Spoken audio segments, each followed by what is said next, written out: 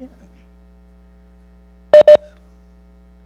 Welcome, everyone. I, Councilmember Dee Michelle, call the October 14th, 2025 City Council Mobility and Infrastructure Committee to order. With me tonight is Councilmember Ray, and Councilmember Joe, who is the actual chair of this committee, is unfortunately stuck in traffic and will be here as soon as he possibly can. So we're going to start with public comment, and there are multiple public comment opportunities at tonight's meeting, but let me check with the clerk and see if there is anyone. Let me check with the clerk again, see if there is anyone who wants to make public comment at the beginning of the meeting.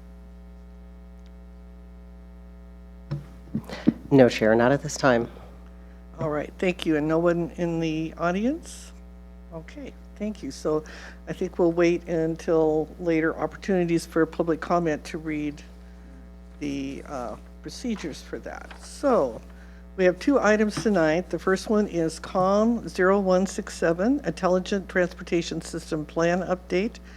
And following that will be COM 0181, Sustainable Building and Infrastructure Policy Update.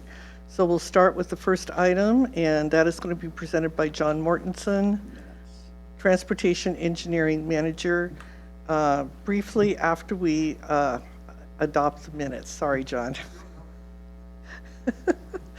So, Councilmember Ray, do you have any objections to approving the minutes? All right, the minutes are approved then. All right, thank you, and go ahead, John. Good evening, committee members. I'm John Mortensen, Transportation Engineering Manager, here tonight to give you an update on the city's work regarding ITS. And give me just a minute, I will share my screen.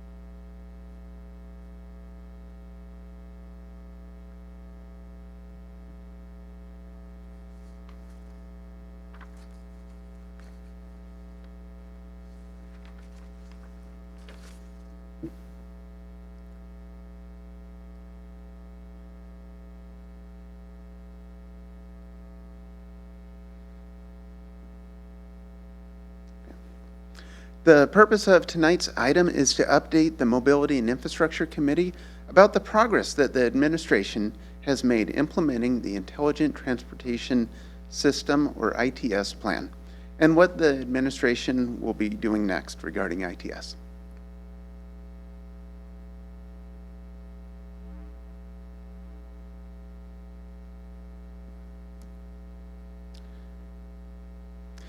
The ITS plan was approved by the City Council just over 2 years ago, and within the ITS plan is a mission to improve safety, health, security, and movement of goods, services, and people for all modes of transportation of the transportation network by using advanced technologies, establishing agency coordination, maximizing existing system capacity and infrastructure, and providing real-time traveler information.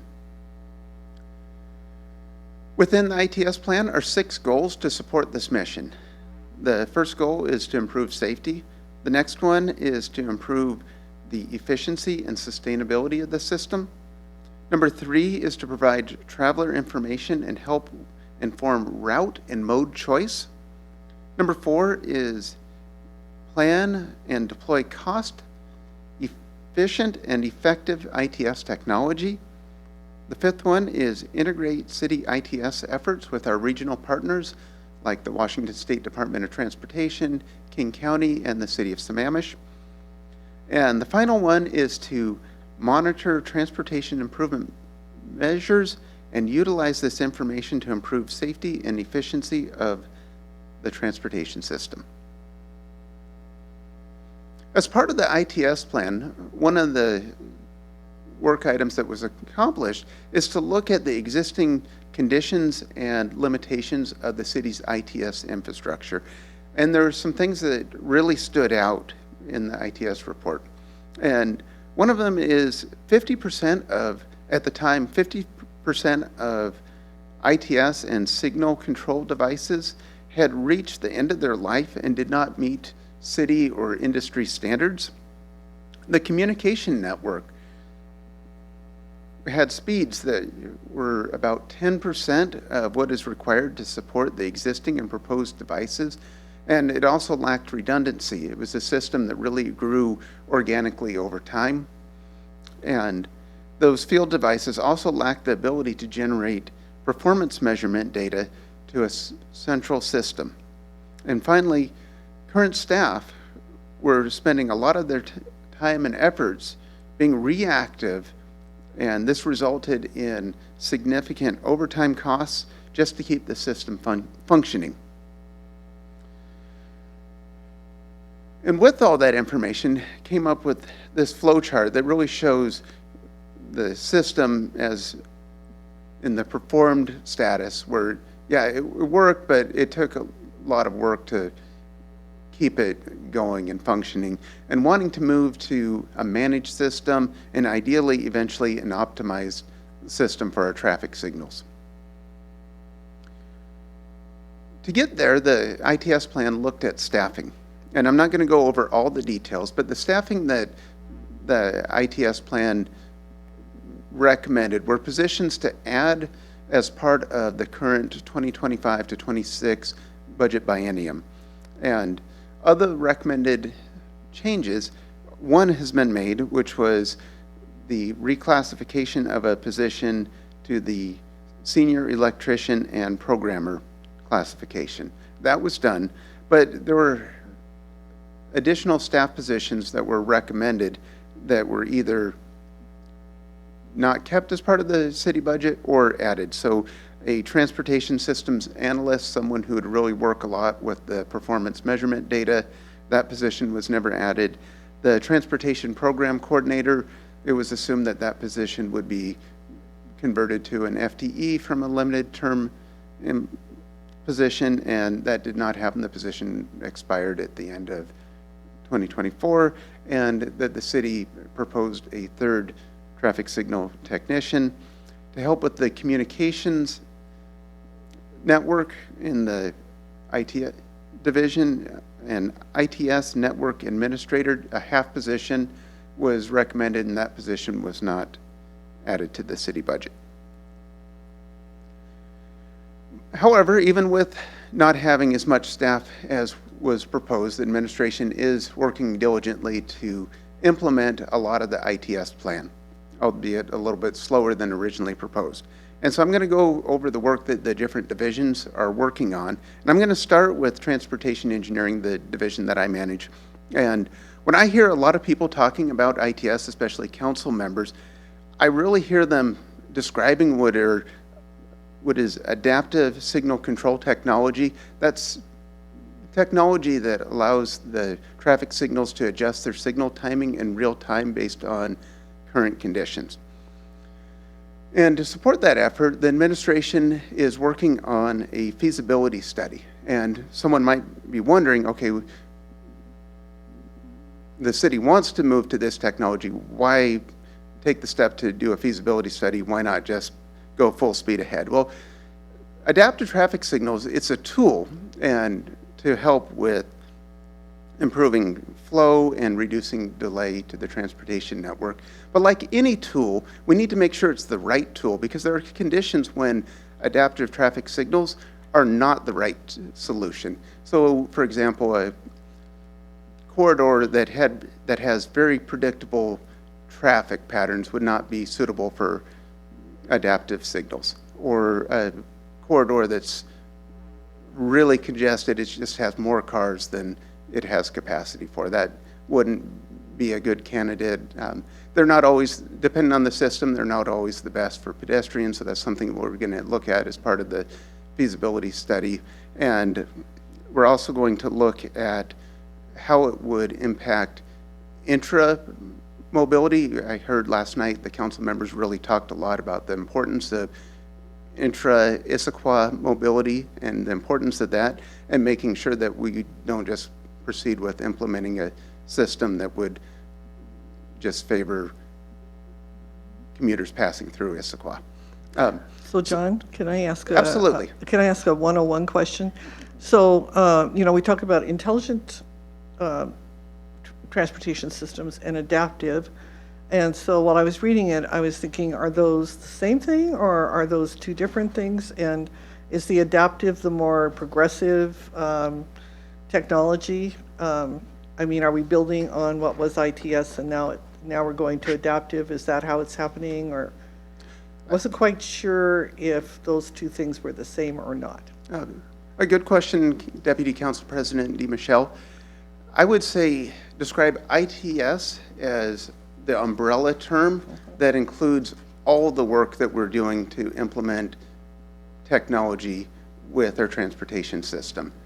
And so it'll cover everything that I'll talk about. The adaptive signals, that is one component underneath the umbrella of ITS. Okay, good, good. And we want to acknowledge that Councilmember Joe is with us now, and thank you. Glad that you got here safely, so. Good evening. Thank you, Deputy Council President DeMichelle. All right. Please go on with the presentation. Okay. So we're going to do this feasibility study to look at adaptive signal control technologies.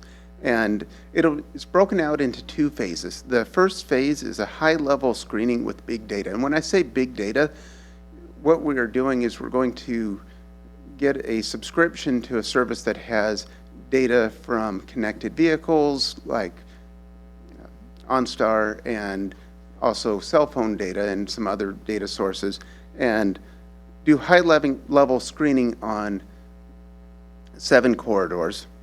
And then that information will be presented to the Mobility and Infrastructure Committee in 2026.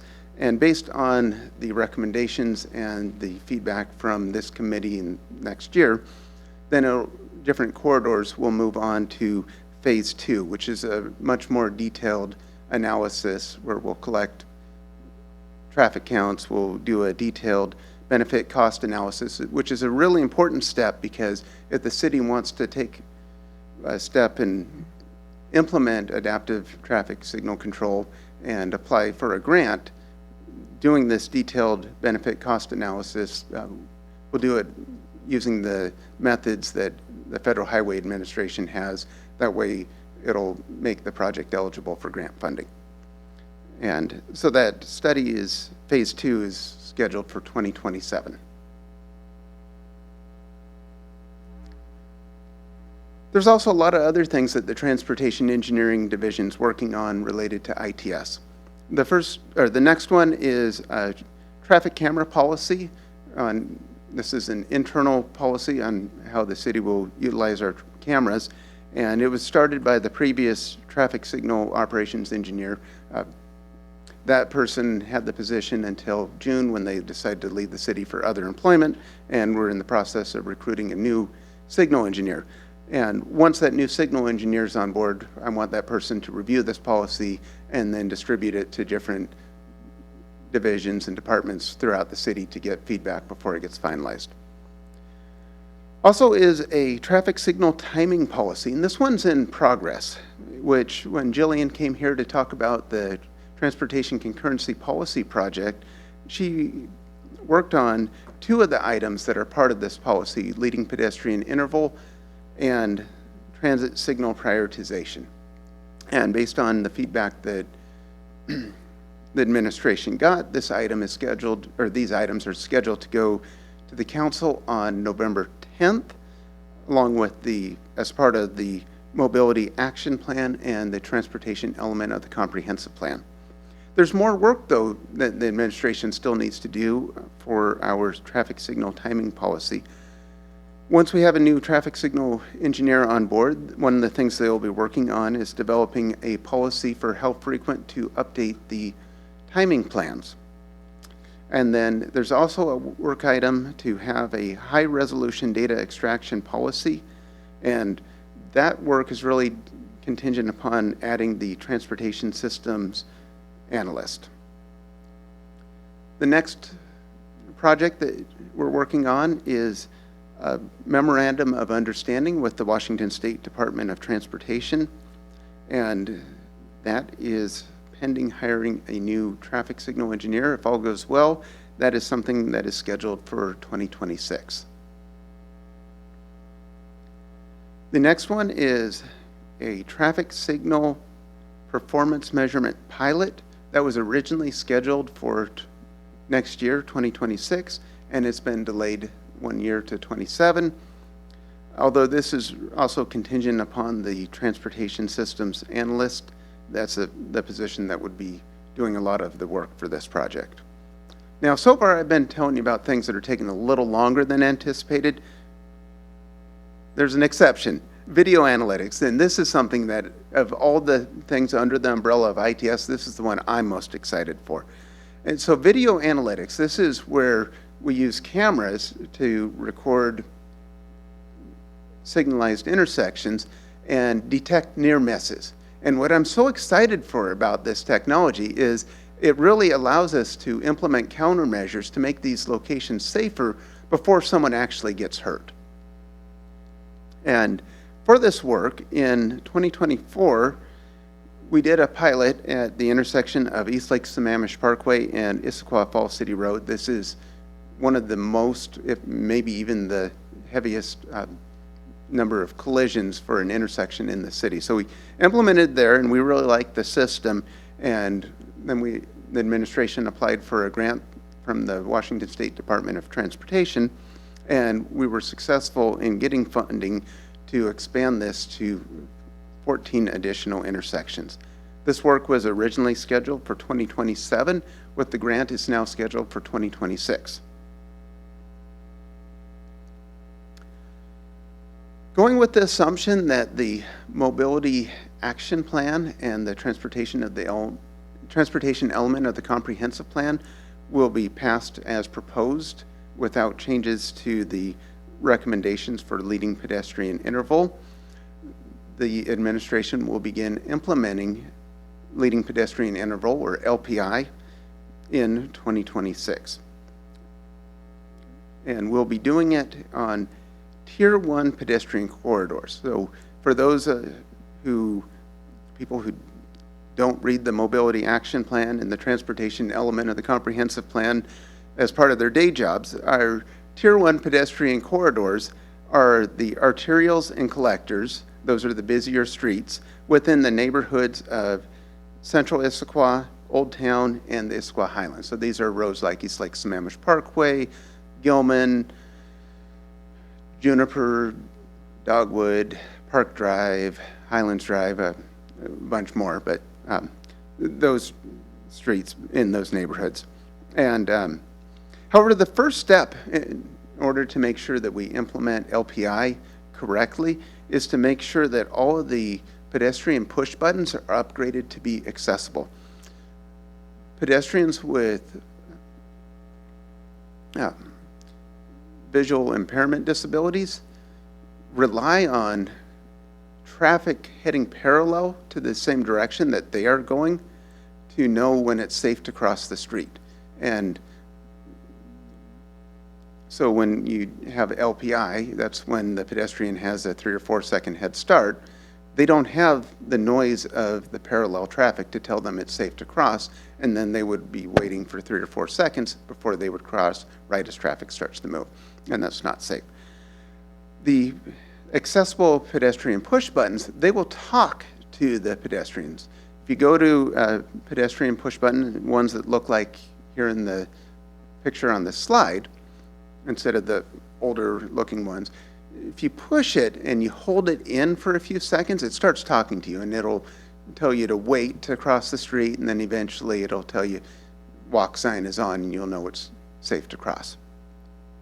So we'll get those, make sure those are upgraded before we implement the LPI, and then the new signal timing plans with the leading pedestrian interval in the Tier 1 corridors in those neighborhoods will begin retiming those signals.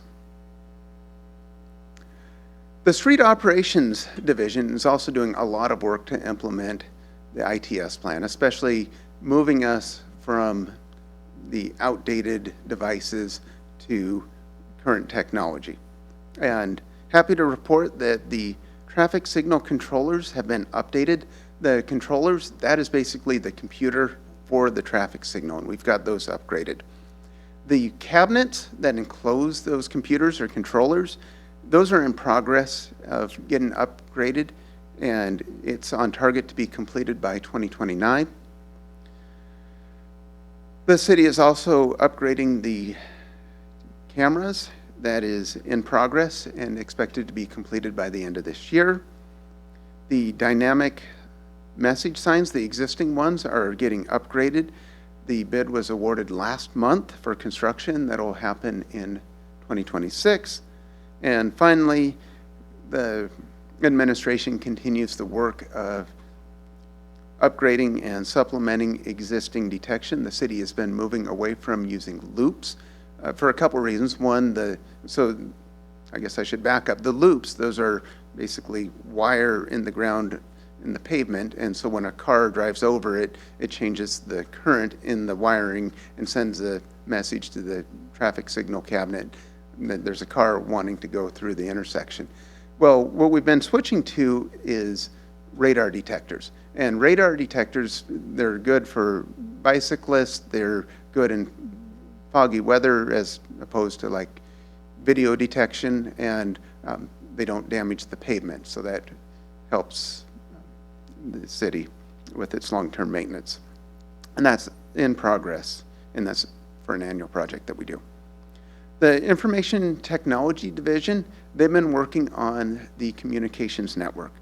They've got a number of projects. The IT01 is basically an inventory and map of the existing network. See what we've got. And so that is in progress. It's expected to be completed in the first quarter of 2027. Once that's completed in the second quarter of 27, the IT group is going to work on designing the implementation plan for what the city needs to do to upgrade the communications network. And then projects IT 04 through 7, and I apologize, there was an error in the presentation that I had uploaded with the agenda. It listed IT 06 twice, didn't list IT 07, but those are the projects to build in the redundancy and expand the communications network. And those are really pending completion of the design of what needs to be done. And finally, the IT group will be working on a project to reestablish the WashDOT traffic buster connection, and that'll be as part of when the fiber is extended to the Public Works campus. The timing and next steps, a lot of the different projects, I did talk about the timing on those, so I'm going to focus on the next steps for the Transportation Advisory Board and the Mobility and Infrastructure Committee. And those really revolve around the Adaptive Signal Control Feasibility Study. And next year, the administration will be going to the Transportation Advisory Board to establish the project objectives and performance metrics. And then those objectives and performance metrics will be used along with the data to make recommendations that will be presented to this committee for review. And that concludes my presentation. Happy to take any questions. Thank you. Anyone from the committee have questions? Councilmember Ray. I always have questions.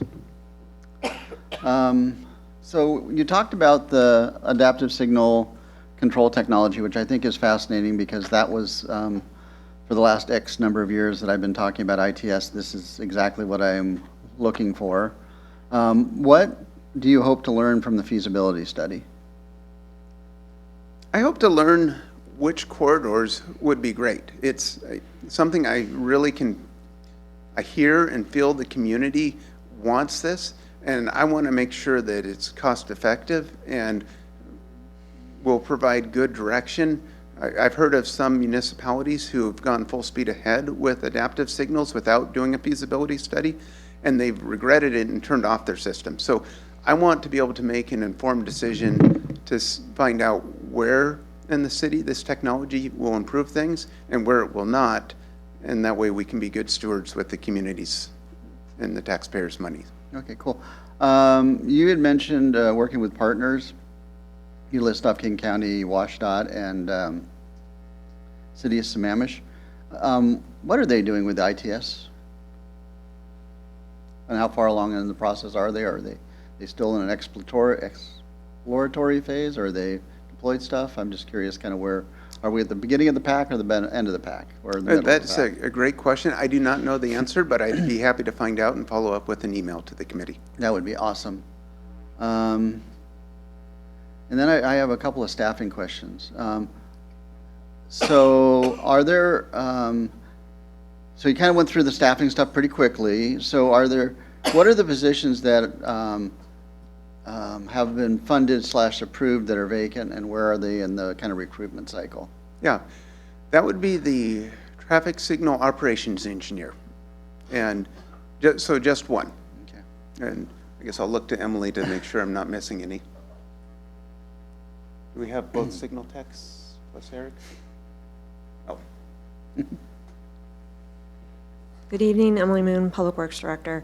John's correct, there's only one position that remained in the budget and was fully funded for the biennium, and that position is vacant at this moment. The other positions that were called out in the plan did not get included in the biennial budget, and so that's the status of those. Don't go.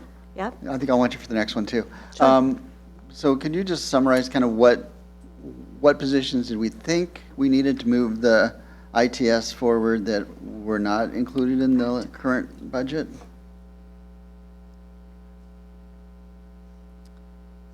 First one,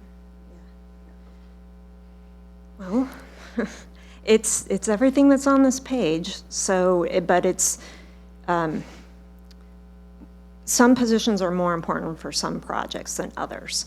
But since we have projects in multiple divisions, and each of these positions would be supporting multiple projects, that's why you had a comprehensive package proposed.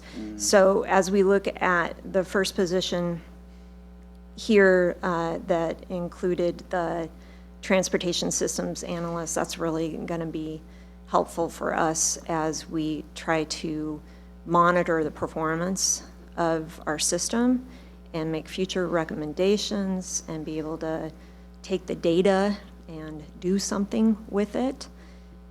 So that, in my mind, that's, as we laid out that flow chart of moving from sort of the reactive to the optimized state, that's getting more to the, that endpoint of optimizing our system. But it's going to help us make decisions along the way as well. Transportation program coordinator, I think you've become aware of some of the things that individual was tasked with.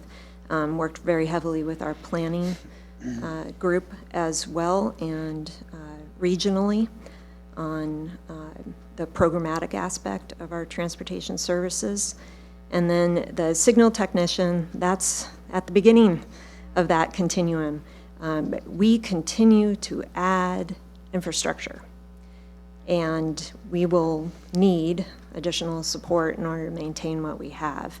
We have not slowed down on adding infrastructure or on our plans to repair or replace. John talked about the PED push buttons, for example. We're going to need signal techs in order to perform some of those projects. And then the network administrator half-time position is really critical for us building out the network.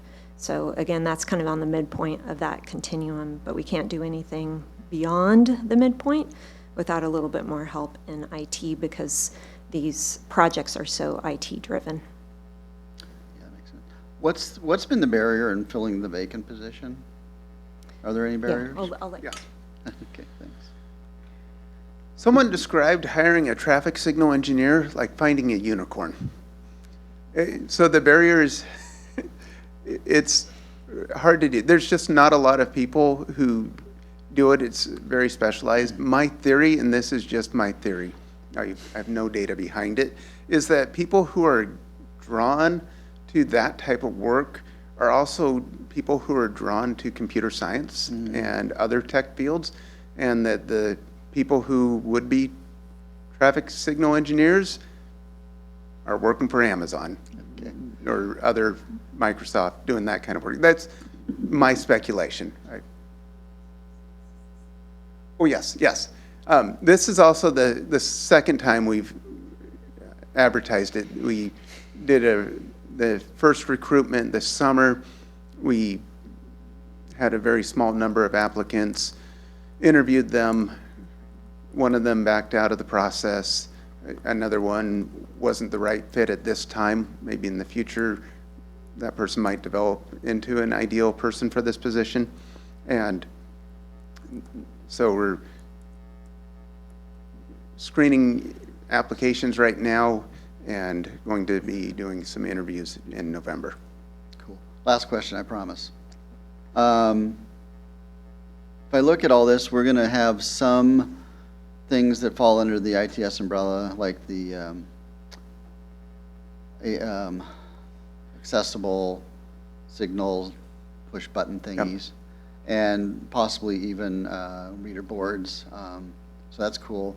But if I look at kind of the larger thing, should we decide that adaptive signal control technology would make sense for us, that's like 2027, 2028 kind of time frame, best case. I'm just looking at the network timeline you laid out and assuming we need the network deployed before we can start deploying the adaptive signaling. Yeah. Okay, so let's talk through the timeline. We would do the feasibility study this year and next year for phase one. Then phase two would be in 2027. And then at that point, the city would make the go, no-go decision on the individual corridors. And then it really comes down to funding because, and it might depend on how much is wanting to get upgraded. Because if you're looking at external funding, then you're getting into a grant cycle and you're even more years out. Or if the city council were to say, hey, this is great, we love it, it's our priority, we're going to fund it ourselves, we're not going to look to external funding partners, then you could, the fastest, I would say you'd get to design in 28, and I think it would take you into 29, so you'd probably be installing it in 2030 under the most ideal fast-paced scenario. Great, thanks, John. Other questions? Councilmember Ray asked all the questions that I had, so I will pass to you. Thank you. I'd like a little more information on EN05A and EN05B alongside TR086, the video analytics pilot. You indicated that you'll be monitoring and looking at the traffic patterns in these intersections and then trying to make corrections so that we can stop or curtail accidents. Can you outline some of the things that might be solutions that would be looked at as we examine those videos? Yes. So I'll talk a lot of hypothetical because I don't have the data with me. But let's say, for example, that we're seeing a lot of near misses between cars that are turning right and pedestrians in the crosswalk. Well, then possible countermeasures would be leading pedestrian interval. And so it might be an example of, even if we're not in a tier 1 pedestrian corridor, that we would implement it if that's what we're seeing. Of course, if we're in a tier 1, then we would. It could also mean no right on red, kind of like what we did at East Lake Sammamish Parkway and Southeast 56th. It could be that we're seeing near misses with cars turning left and cars coming the same direction as them. And so if we see that, maybe it's reevaluating, should it have a flashing yellow if it doesn't, or should it not have a flashing yellow if it does? Those are just a few examples. There's a lot more, but off the top of my head, those are two I can think of. So would it be fair to say that we're at least going to be increasing the safety for pedestrians in that intersection and the drivers? We're going to reduce calls for EMS or fire by having that there, and potentially increasing the flow of traffic because we won't have as many accidents there. Are those at least three of the things that we could see from this project? Yes. Are there others that I might have missed? Not knowing what they are, yes. Okay. I'm sure there are. I'm other leaning on you benefits. as the expert, so Yeah, I if guess there I'll are go other with, things, yeah, yes. I'll go with one more. The city would be less exposed to lawsuits because if a pedestrian, or well, any accident at our signals, but especially when a pedestrian is struck in a crosswalk, that can be a very big liability to a public agency. So also lower legal liability. Okay, thank you, I appreciate that information. That was the only question I had. If there are others that have come up? Okay. You outlined the next steps. This will, sounds like it's going to go to TAB and then back to us later in the process. Is that, what's the timeline for that in your mind?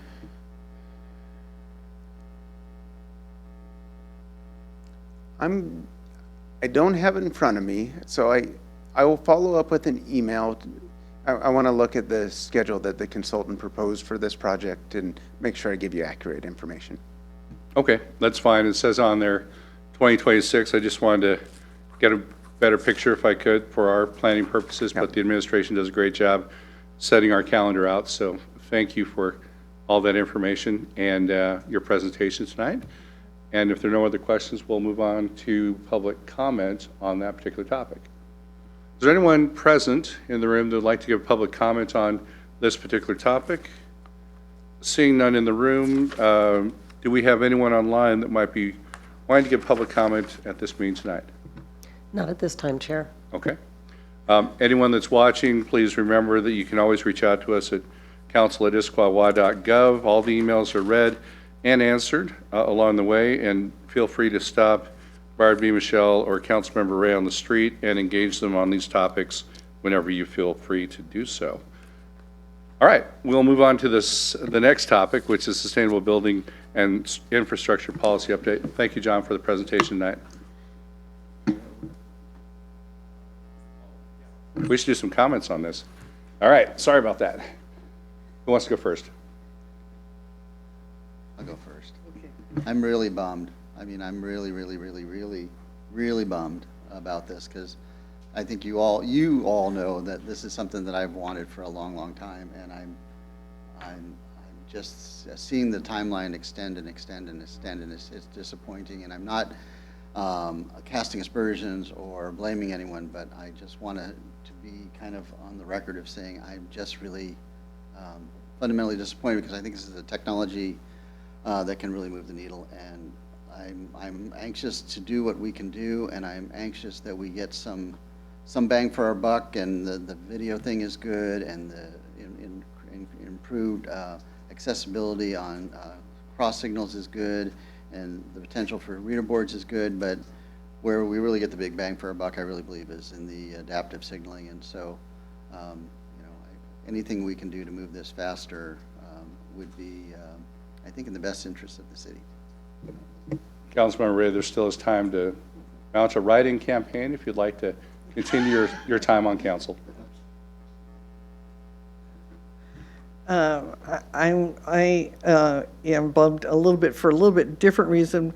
I think following last night's discussion about the mid-buy budget and the challenges that we're facing there, and this, I certainly agree with Councilmember Ray. This is a really great project. It's one that would address many of the issues that came out in our community survey as the top issues, the flow of traffic. This is exactly what we're looking for, is this kind of creative solutions.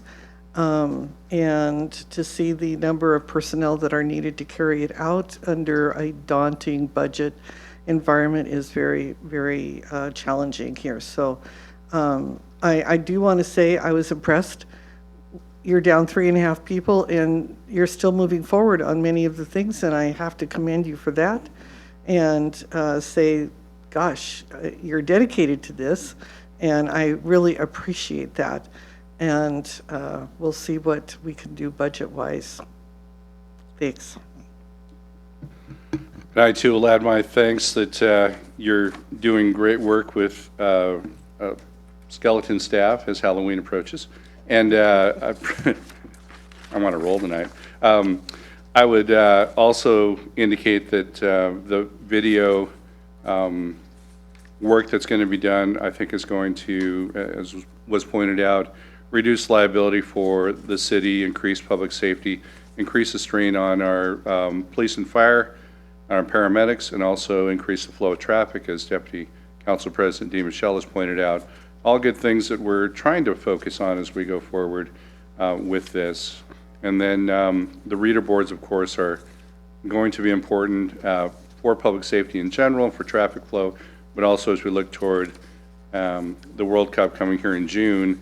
I could see it as an asset for us to use to help those that are visiting our region for the first time understand our geography, our constraints, and our road constraints a little bit better as they try to make their way to festivals and games and other celebrations along the way. I also want to comment and give my appreciation to staff for taking this a little bit slow and wanting to do the feasibility studies before implementation. As was pointed out, we've had some of our neighbors start down the path, start measuring the wrong thing, or it not turning out the way they anticipated or thought it would, and having to turn it off. That to me is a waste of staff resources and capital along the way, and we do need to take the steps that are needed to make sure that we are measuring the right thing, getting the right results we want to see, tweaking it and adjusting it as we go. So I really appreciate the measured way that staff is approaching this project overall. That concludes my comments. Anything else brought up for anyone else? All right. Thank you. Then we'll move on to the next topic, which is now CM 0181, Sustainable Building and Infrastructure Policy Update. Dave Reedy, Sustainability Coordinator, welcome. Thank you for joining us tonight.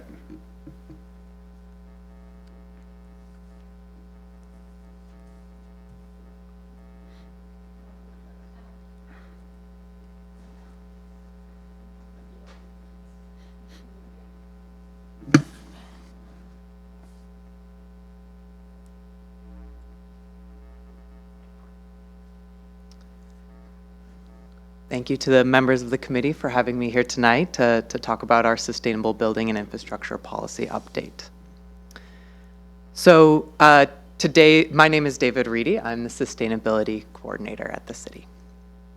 So today's topic is to discuss the proposed updates and changes to the existing City of Issaquah Sustainable Building and Infrastructure Policy. This policy, the expected impact is that it would be allow for the incorporation of sustainability principles into a wide range of city capital projects, transportation projects, building and facility projects, and others. Before really digging into the proposed updates, I'm going to cover a couple slides on some specific questions for the committee, as well as some staff recommendations on those questions, before I then will dig deep into kind of the proposed updates and what that means for the city. So we have three specific direction needed questions. The first of which is, should the city apply the Envision Toolkit to pilot projects, first to better understand. David, if I could just interrupt you just for Yes. a minute. Could you frame and outline exactly what sustainable building and infrastructure policy is, what it does, so that our audience has some context in terms of what we're talking about in advance, and then they can follow along in terms of the direction that might be needed. Absolutely. Thank you.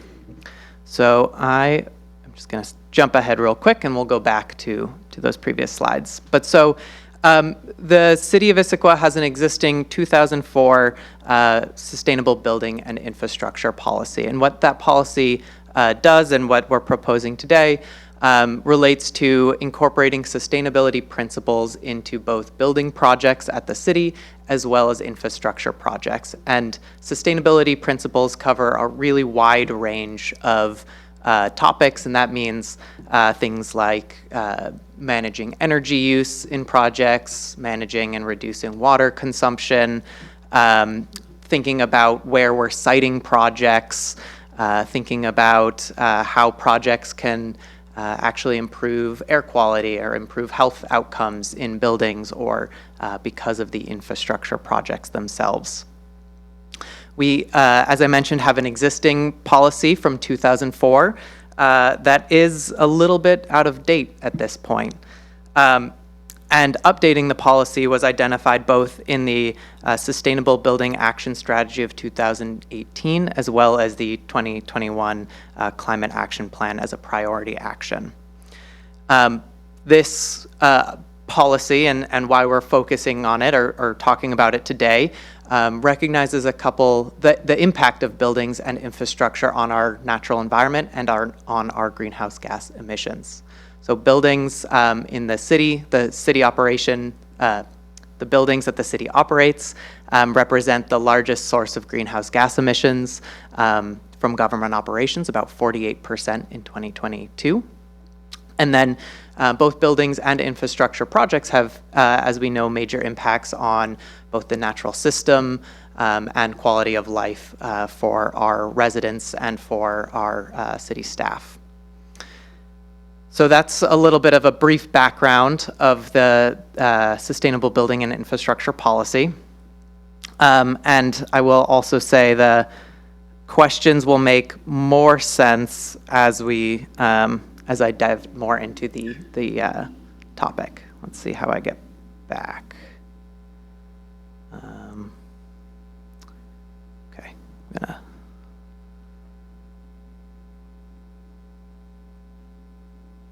Here we go. I'm sorry, I didn't mean to trip you up there. Oh, no problem. Didn't see the There we back go. button. Thank you.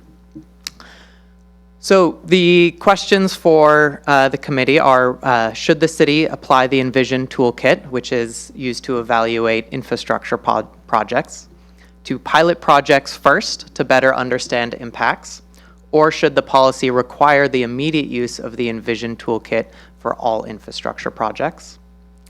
The second question is, should the policy specify a certification level required for every project that uses Envision, or should the city use the pilot projects to provide more data first? And then does the Mobility and Infrastructure Committee have any other feedback on the proposed updates to the policy?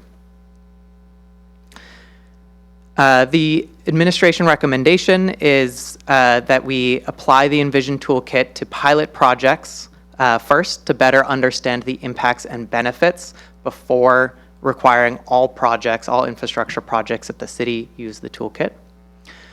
Second, we're recommending that we do not specify a specific certification level for every project that uses Envision until more is learned through the pilot process. And then third, we are recommending seeking council adoption pending any changes requested from this committee. One other piece of detail moving into the current context and background for this policy update is that city staff worked with Cascadia Consulting in fall of 2024 and spring of 2025 to develop recommendations on options for updating the Sustainable Building and Infrastructure Policy. And Cascadia Consulting, in coordination with staff, discussed potential options with staff that would be implementing infrastructure and facilities projects. They conducted interviews with peer jurisdictions, discussed with senior leadership team, and discussed with the environmental board as well. And all of that went into two major recommendations from from Cascadian Consulting that informed then the proposed updates to the policy. So the first of those recommendations is to pursue a phased approach to an updated policy. A phased approach, this recommendation recognizes that there are staff capacity questions, budgetary constraints, and training that are necessary for staff to have adequate and fully implement an expanded sustainable building and infrastructure policy.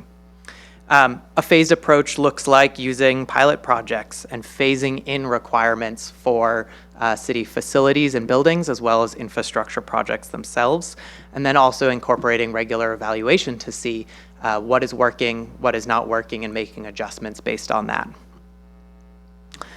The second major recommendation is to build staff and project capacity for implementation.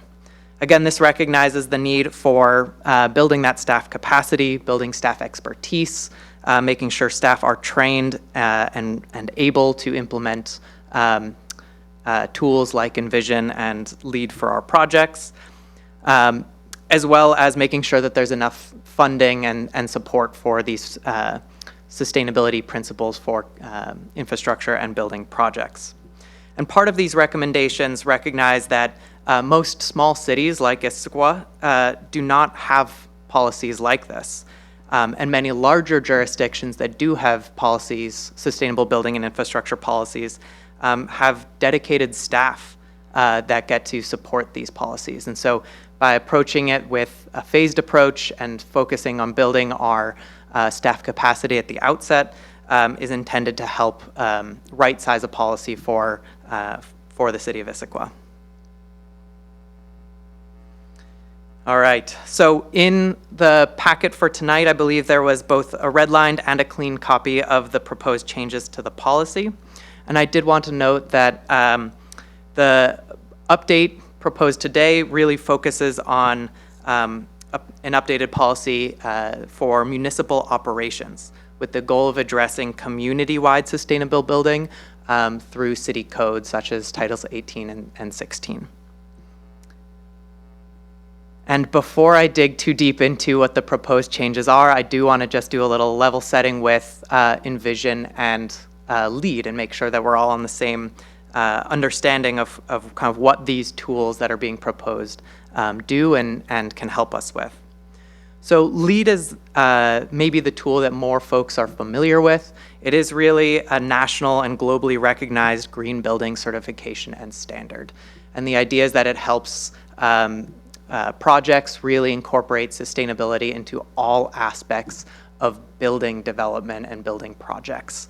And that can be redevelopment of existing projects as well as new buildings as well. Envision is also a globally recognized, nationally used tool, and it's a comprehensive tool developed by the Institute for Sustainable Infrastructure to help plan, design, and deliver sustainable projects of all types and sizes. And Envision is specifically developed to help address sustainability principles in projects that LEAD and other building tools do not address.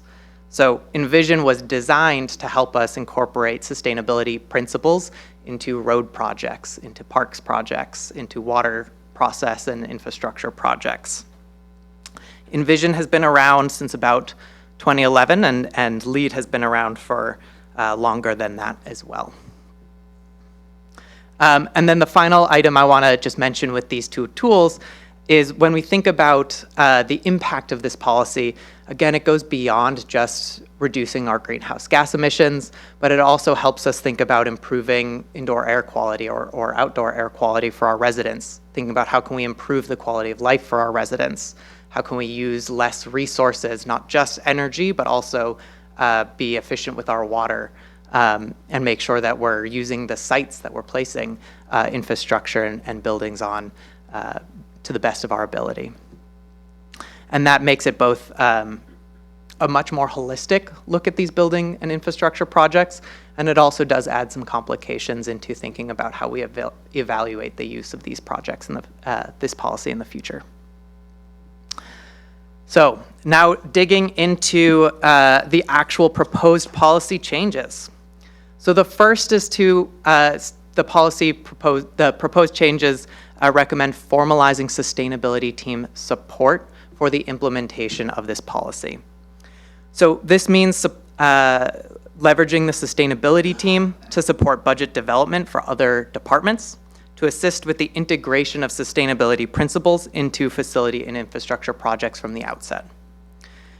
Second, it tasks the sustainability team to support the identification of funding and support for staff training, both for the sustainability team, but also for departments across the city to make sure that our staff at Public Works and Parks and in administrative services are trained on the best available understanding and tools to evaluate sustainability projects for infrastructure and buildings.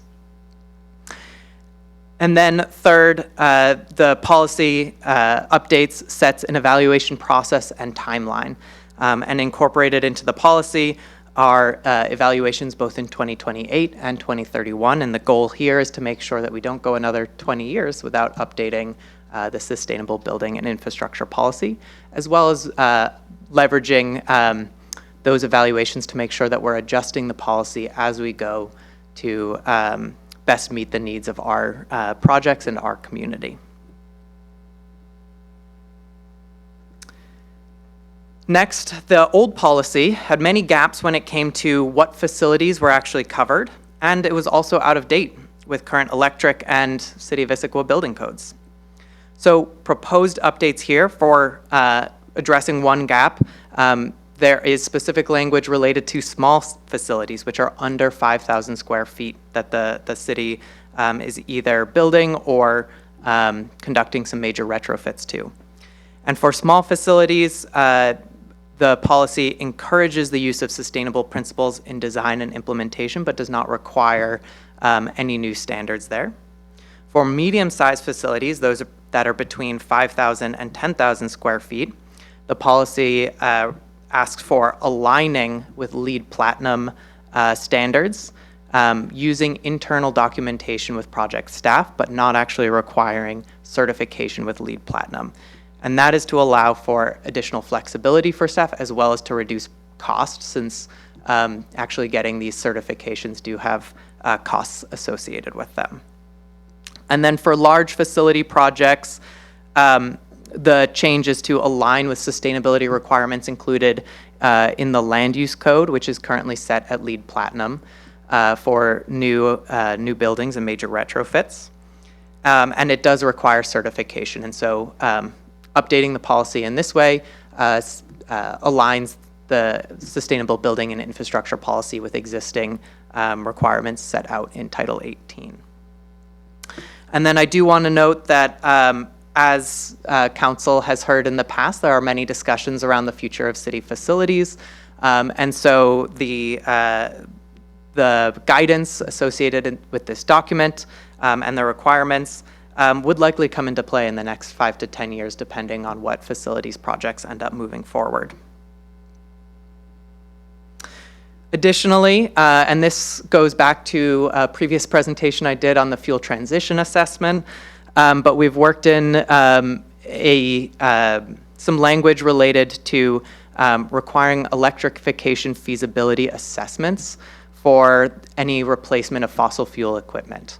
And so in city facilities and infrastructure projects. And so what this really means is making sure that if we have equipment that uses fossil fuels, we're at the very least looking at what would it take to electrify that equipment or to use low carbon alternatives if we need to replace that equipment. And this is modeled after the Pierce County Electric First policy, which kind of set the standard for what this could look like. Digging into infrastructure-specific changes, the updates to the policy identifies Envision as the standard for evaluating our infrastructure projects. Envision as the tool to do that.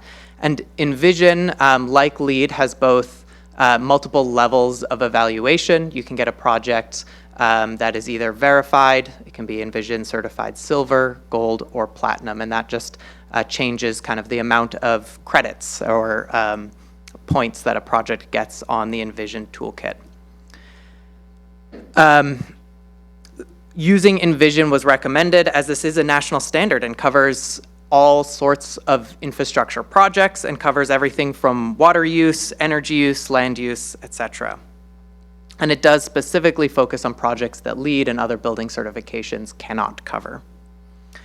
The proposed updates requires identification of a pilot project to test out how the Envision toolkit would work by the end of 2027. So that would be thinking about how we are using Envision as a pilot project over 2026 and 2027, and seeing what does that actually mean for project implementation, for project planning, for budget impacts, all those types of questions.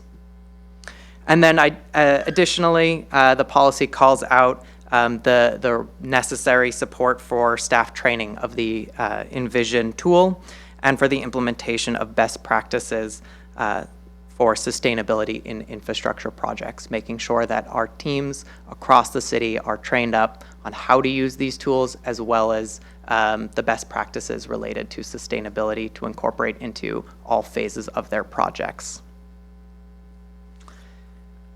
And then the final set of changes, these were added in coordination with our solid waste analyst at the city, Sam Tarvin. And these changes relate to our waste diversion practices for city projects. It sets diversion goals for construction and demolition projects, establishes a 3-year waste audit timeline for city facilities on a rotating basis, so we understand how we're doing on waste diversion at different city facilities. And then it also mandates waste reduction and source separation of solid waste at city facilities. And with that, I'm going to go into discussions we've had with the Environmental Board. So the sustainability team brought the proposed updates to this policy to the Environmental Board in September and October of this year. And the Environmental Board approved the policy changes for Council Committee's review and potential adoption with additional feedback. Some of that feedback included that one member of the Environmental Board did not recommend moving the policy forward and asked for staff to specifically strengthen the requirements related to city infrastructure projects. And that is related to identifying specific requirements for as many aspects as we can for infrastructure projects, such as requiring percent recycled material in material used for infrastructure projects, etc. Additionally, the Environmental Board posed 2 questions that staff and the administration incorporated into this presentation for committee members to consider in the policy review, and those are discussed in the direction needed slides. And then the Environmental Board requested 4 changes that were incorporated into this policy that I'll cover now. So the 4 changes that the Environmental Board requested that were incorporated, one was that the board members asked for clearly stated action steps for staff to implement in 2030 or 2031, and so staff have incorporated a second evaluation timeframe at that point where we can see what is working, what is not working, and adjust accordingly for this policy. The board recommended reorganizing the policy to highlight policy goals more clearly at the beginning, as well as to incorporate language noting that the city will use the policy to be a leader in sustainable project implementation. And then finally, board members recommended reorganizing the policy to highlight which sections apply specifically to buildings, which sections specifically apply to infrastructure projects, and which sections apply to both building and infrastructure projects. Next steps for this policy update. If we move forward, if the committee recommends moving this forward, we'd be bringing this to City Council in, right now we're on the schedule in November. If adopted, we'd be identifying an infrastructure project to pilot Envision with, in spring of 2026, and then would be working to incorporate this policy and the sustainability principles into budget development process next year, as well as the capital improvement plan update in 2027. And then on an ongoing basis would be working to implement capital and facilities projects and incorporating sustainability principles into those projects based on LEED and based on Envision as stated in this policy. Would be testing out Envision on a pilot infrastructure project and evaluating how is that going? What works for the city? What might not work for the city? Where really do these projects fit well? And then staff would also be working to identify grant and incentive funding, making sure that we leverage as many additional resources as possible to make sure that these incorporating sustainability into these projects is feasible. And with that, I will end on the direction needed slide. Again, the three questions that staff have for the Mobility and Infrastructure Committee members is, should the city apply the Envision toolkit to pilot projects first to better understand their impacts, or should the policy require the immediate use of the Envision toolkit for all infrastructure projects? Second, should the policy specify a certification level required for every project that uses Envision? And again, those are verified silver, gold, or platinum. Or should the city use the pilot projects to provide more data first? And then third, are there any other feedbacks or proposed on the proposed updates to the policy? Thank you for that presentation. Questions from the committee? Deputy Council President DeMichelle. Well, and I asked a question through email, and thank you for your response in terms of what I think you covered that, what the stricter standards might possibly be. This is kind of a wider question because it several times referred to the budget development, and so maybe this is for Stacy, but what are we seeing? What's the landscape for grants availability and applications in the current environment, both the federal and the state? Are we seeing grants dry up, or does there continue to be resources for grants? Thank you, Deputy Council President DeMichelle. Stacy Van McKinstry, Sustainability Manager. In terms of supporting generally our climate work and sustainability work, there continue to be grants at the state and regional level.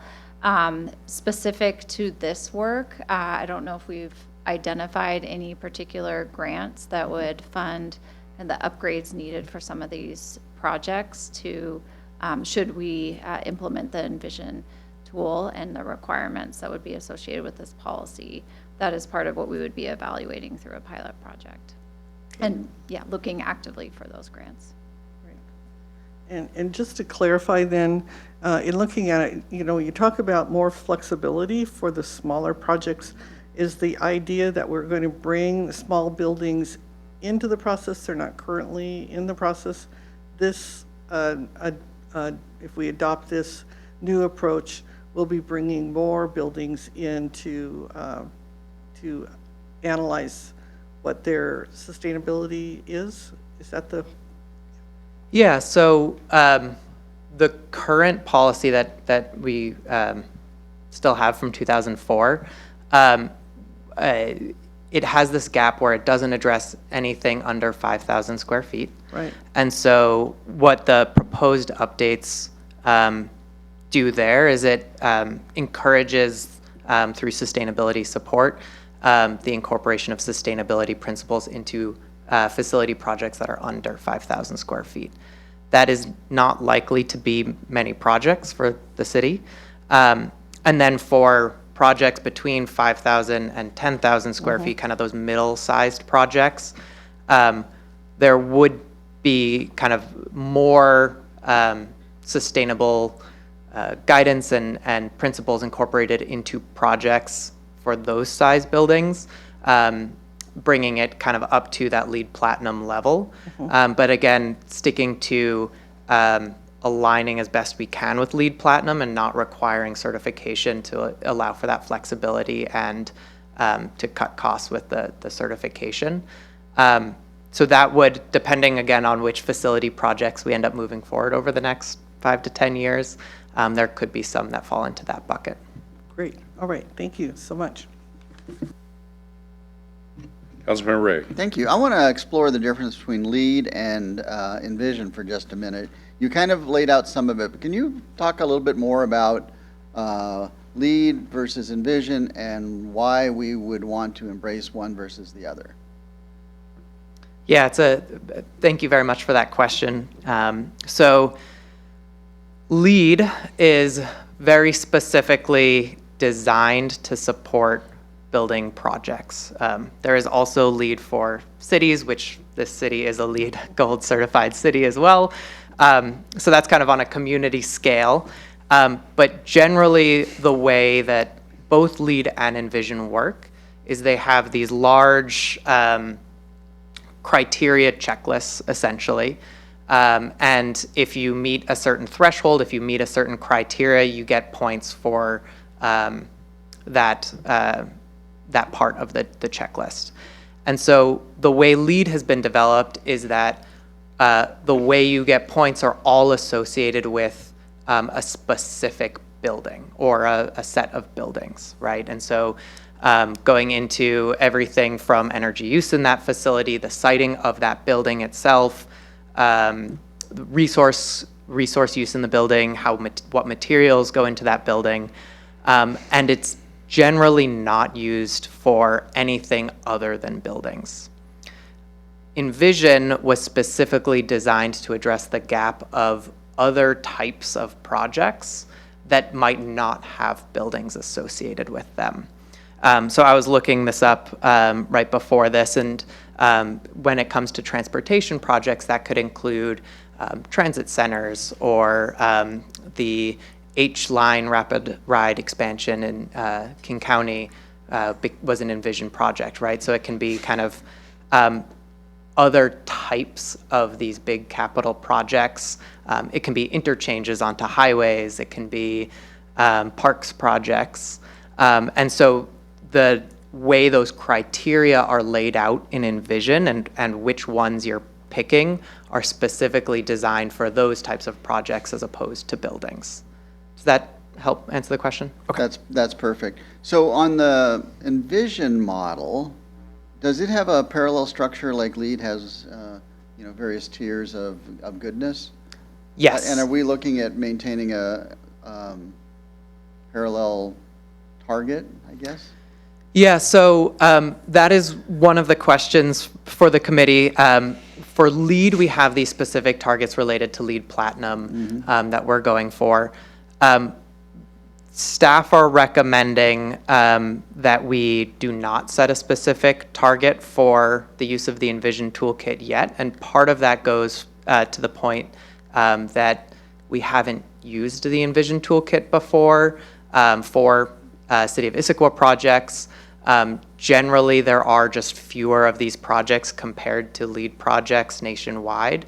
And so rather than setting a kind of a goal or a requirement that we need to meet, the intention as written right now is to try a pilot project and see what does it take to get to that verified level or that LEED Envision Platinum level, and evaluate kind of what is feasible and makes sense for us to try and achieve through our different capital projects. Perfect. What a great segue, because my next couple questions had to do with the pilot. And I think you answered the first one, which is what do we hope to learn? And we're trying to really tune in on what level makes sense. So yay. Thank you for answering that before I even asked it. What's the impact if we don't do a pilot? And just jump into using the Envision toolkit. I think if we were to jump in using the Envision toolkit without a pilot project, part of the challenge there is that we don't necessarily know what the impact on our capital projects will be. If we are trying to become Envision certified for these projects, and this goes to your first question too. By piloting Envision, we're going to understand what does it really mean to use alternative materials? What does it mean if we are incorporating these sustainability principles really during the design process of a capital project? What does it mean if we're making sure that we're managing waste that comes out of the project in certain ways? And so without knowing that better at the outset and without kind of the training that goes along with lead Envision projects, we are unsure what kind of the financial implications will be, or exactly what the impact on kind of how, if that will delay capital projects and infrastructure projects or not. Okay, Stacey, fair enough. do you have anything? I was just going to add the impact on staff capacity, and we currently don't have any staff trained in Envision, so that's something following council approval we would start rolling out, so staff become prepared to test out this tool. Right. Last question on pilot. How do we select a pilot project? Given that, I mean, kind of like this about Envision, that it's multidimensional, but that also adds complexity that, you know, a transportation project is not a parks project, is not an interchange project, is not a building project. And how do we select a pilot that gives us confidence that we can achieve what you were just outlining? It's a great question. I think the intention in selecting a pilot project would be coordination between the sustainability department as well as the departments that are most likely to be affected by this policy, so public works and parks specifically, potentially administrative services depending on the infrastructure projects. But in discussion with those leaderships and those project managers, trying to identify which project we can maybe implement Envision at the right point for that project. And so discussing where projects are at, where there might be the best opportunities to see kind of the breadth of what Envision can do for these infrastructure projects as well. And so those conversations we would expect to have in early 2026, and in coordination with that leadership and project teams, identify at least one, maybe additional projects that we want to test it out on. And there would be nothing to stop us from trying to work with two different types of projects to see how it rolls out on different types of infrastructure projects. So possibly multiple pilots. It could be multiple Yeah. pilots. Awesome. Yeah. Great, thank you. I'm good. Deputy President DeMichelle. Just one more question. So on the next steps, it says full city council policy review in November of 2025. But it doesn't say adoption. So will we be voting on it in November? Or will we just be reviewing the policy?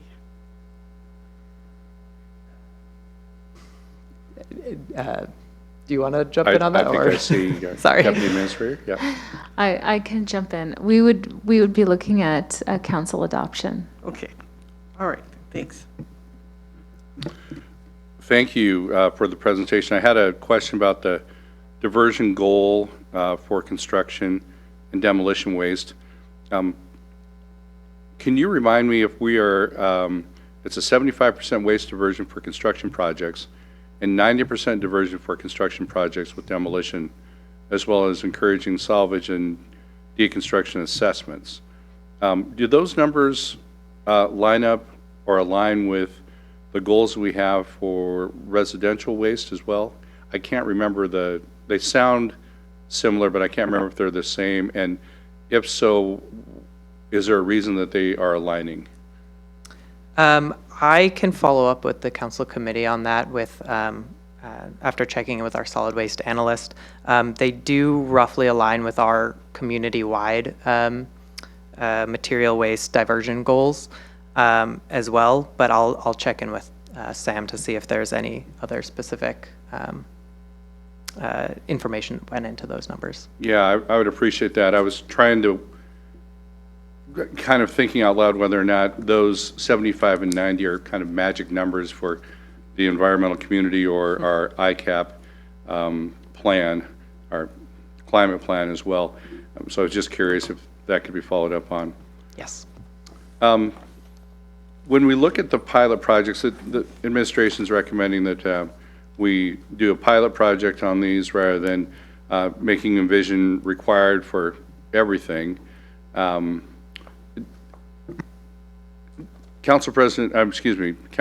Ray indicated that there might be, when you answered his question, there might be multiple projects that we would be looking at. Is there a top number that we would kind of cap it at? In other words, when does the pilot stop, I guess? That is a great question, and currently the way the policy updates are written, we'd be implementing pilot project or pilot projects over 2026 and 2027. Then in 2028, would be evaluating how those pilot projects have gone, and then either recommending changes to the policy or thinking about how we might want to update the policy at that point. We have not set kind of an upper limit on the number of pilot projects, but I think that number would be determined based on staff capacity and project capacity to take on the extra work of evaluating a project against Envision.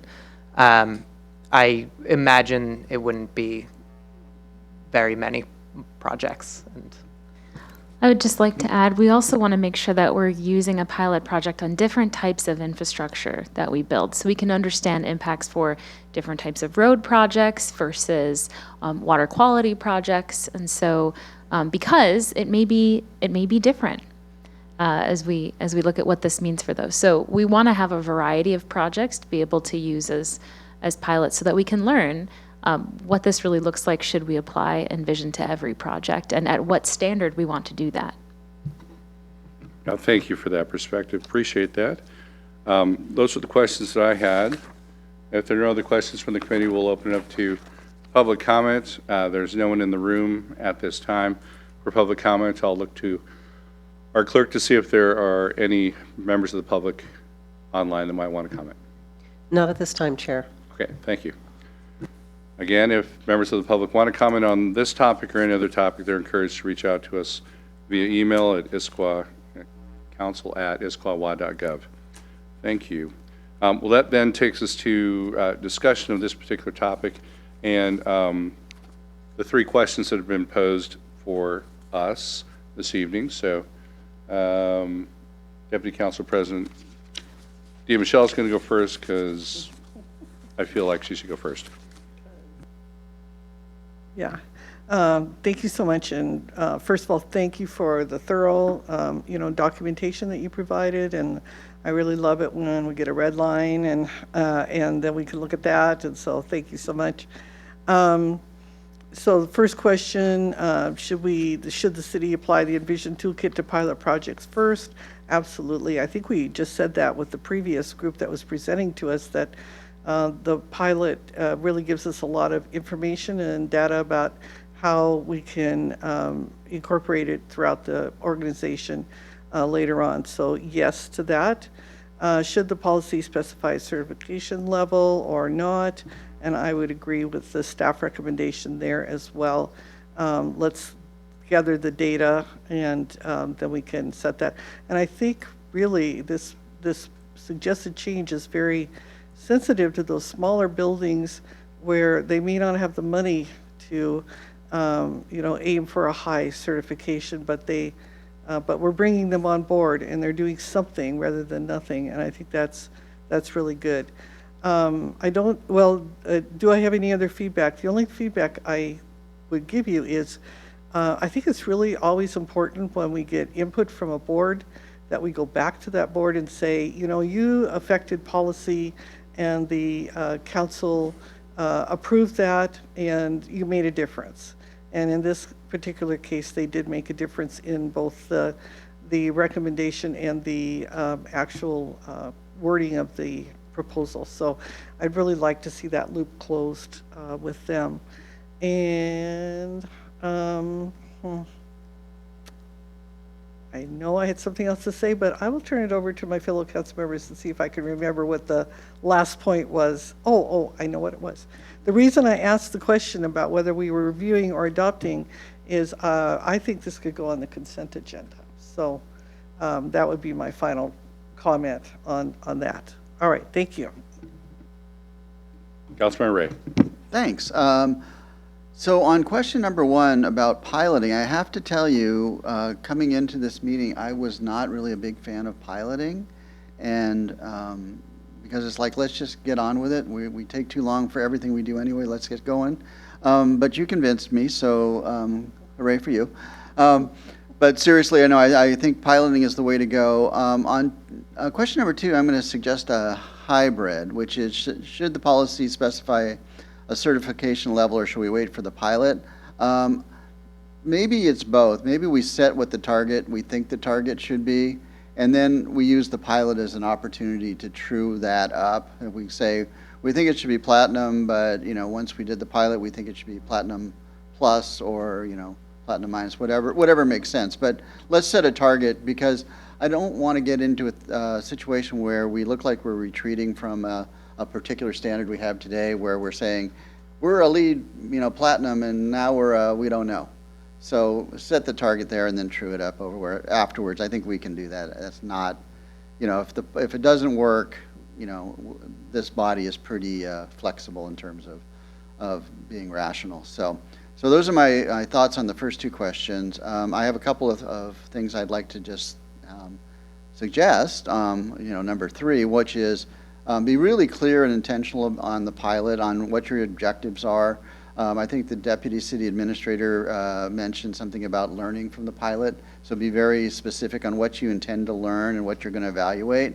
And this may vary depending upon whether you're doing a transportation project or a building project or a parks project, what have you. So I just would like to see the pilot be very structured. Because I've run my share of pilots that have been non-structured and then they get lost in the woods and it's not happy.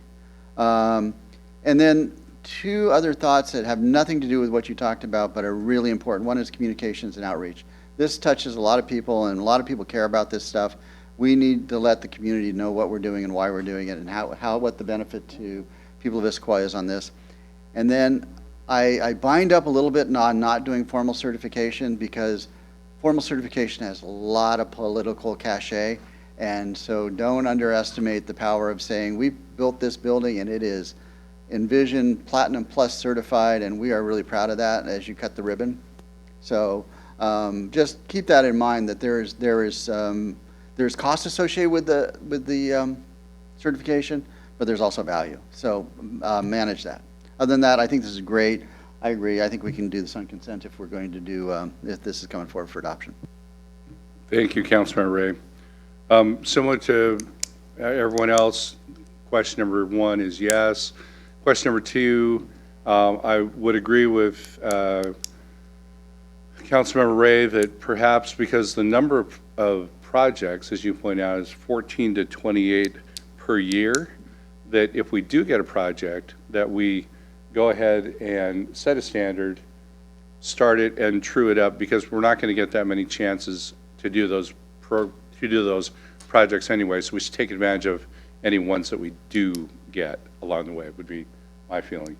For number three, I think that Councilmember Ray is right that we need to get word out to as many different stakeholders as possible.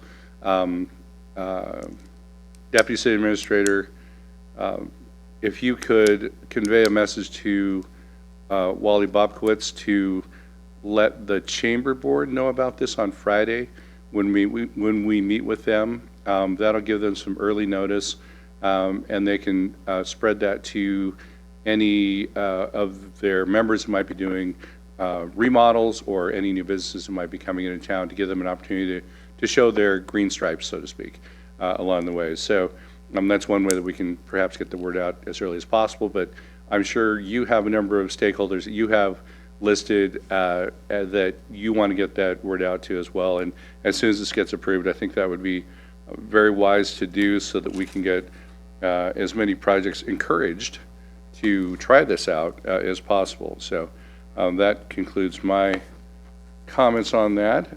Anything else from the committee? Okay. Thank you so much for the presentation, and Stacy McKinstry, I want to extend a special thanks to you for your work on the Board of Directors for FISH And thank you for fine work during Salmon Days and Salmon on Sunset.